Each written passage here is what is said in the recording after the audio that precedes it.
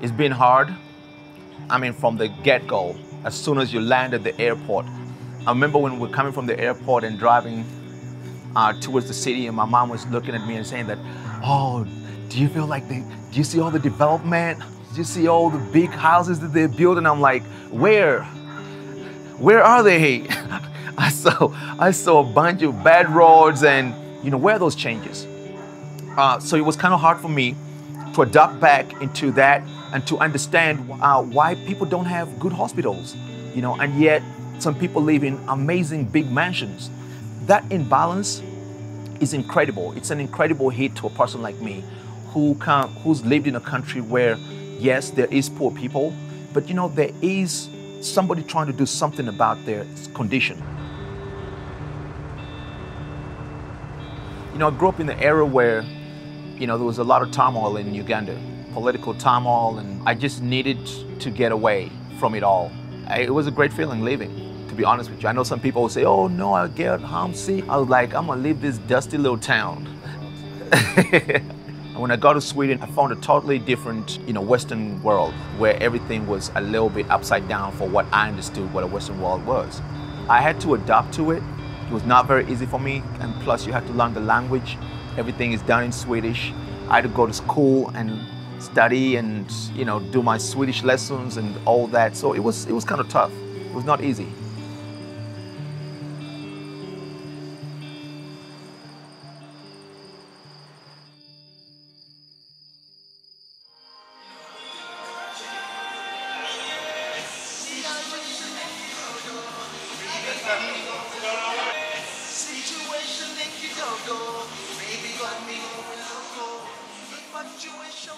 So, what happened to black magic? I got that one too. I know, man. Perfect, man. Ready?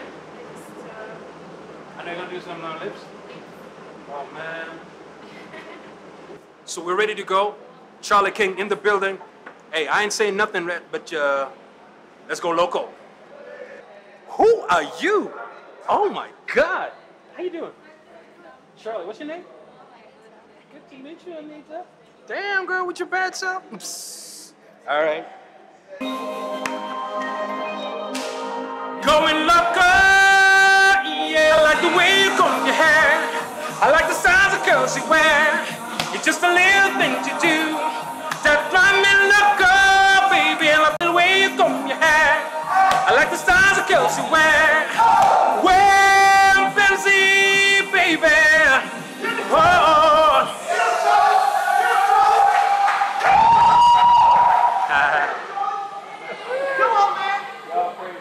There's a big change that's moving us more towards what American hip-hop is.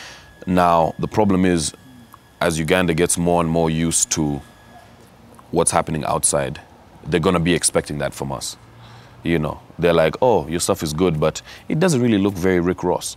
You know, rap is rap, hip-hop is hip-hop. We sent it to America, America sent it back. I think Africa and America both contributed to rap in a certain way. And that's good, but we need to keep our African identity as well. We can borrow from what they're doing. They can borrow, they've originally borrowed from what we did. You know, we need to keep that line where we have that identity.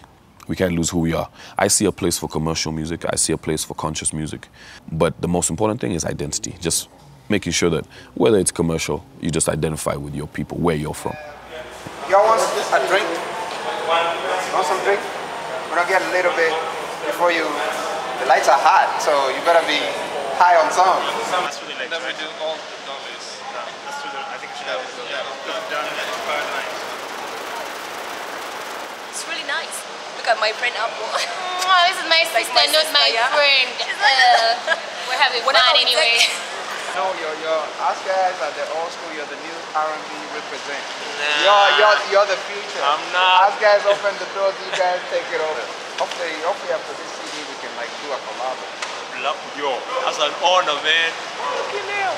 It's an honor. I'll be honored. All right. The Prime Minister, he used to live in Uppsala. They've all been here. They've experienced this world. A lot of these guys, they have experienced these lives. They have seen all this. they have been a part of these societies. They have seen what the societies are like. They've seen the organizational aspect of it. They've seen the political aspect of it. And they still are unable to transfer that knowledge back to their own, environments. I think, to me, it's utter selfishness. I will build for me and my family, my own kin. But I won't care about everybody else. Because for me, I don't need to use the roads. I can use the helicopter and fly over to my house. To know that these countries are resource rich, have got all those things. We got so many people that can do all these jobs, and we're not going to create opportunities because we don't want anybody else to be successful like us. But as far as them getting the knowledge that they have transferred back to their own country and develop those countries, I think that they have taken very little of that. What am I talking about? I'm talking about good governance, foundations for the political base. Political dissent is so important in our countries. It's so important, it's vital, because it creates debate. But if you want everybody to see things the way you see them, you will never be able to grow. The masses are important to the community because the masses can move things. They can make things happen. They can move change, political change. But when you take away the power of the masses, then you basically take away the power of development in your own country. My voice needs to be heard. If I feel like there's something that is not being done right, I need for you to listen to me because you're my leader. You're supposed to guide me. And I think one of the biggest problems that we have with our leaders is that they don't want to hear other voices. They don't want to hear anybody else's opinion. It's their opinion, it's their way. And that is dangerous. It is dangerous for any democracy.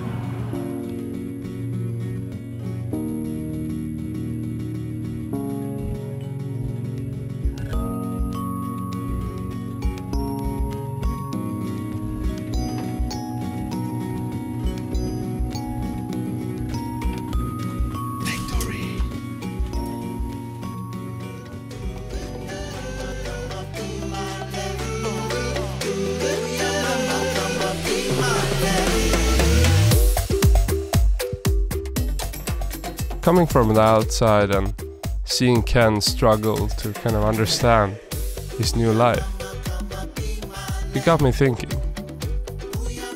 If he feels that it's so hard to come back to his heritage, how will anybody feel that is forced to leave their home and to relocate to some other place? I mean, Ken did have a relationship to Uganda, to Kampala. And yet, he found it difficult to kind of get to know his past, to understand who he was. So I wonder, anybody who flees their home country, anybody who's forced to leave everything they know, how do they feel when they get to a new country?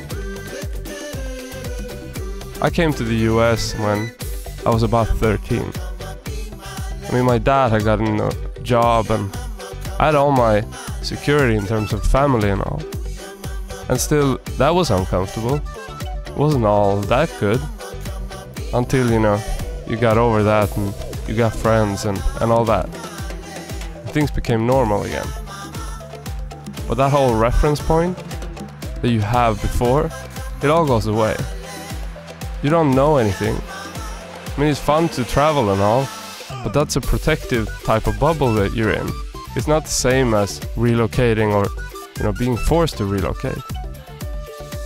What kind of shit person are you if you don't understand that leaving everything you have, forced to leave it? How do you fail to grasp the difficulties of accepting that new reality? Anyway, I still think it's difficult to come from the outside to any place that I go to and to understand the situation. And it's easy to sit on the outside of things and have opinions. I mean, everybody's guilty of that, I guess. But if there's one thing I've learned from traveling and meeting all these people, it's that if you want progress, you really fucking need to listen.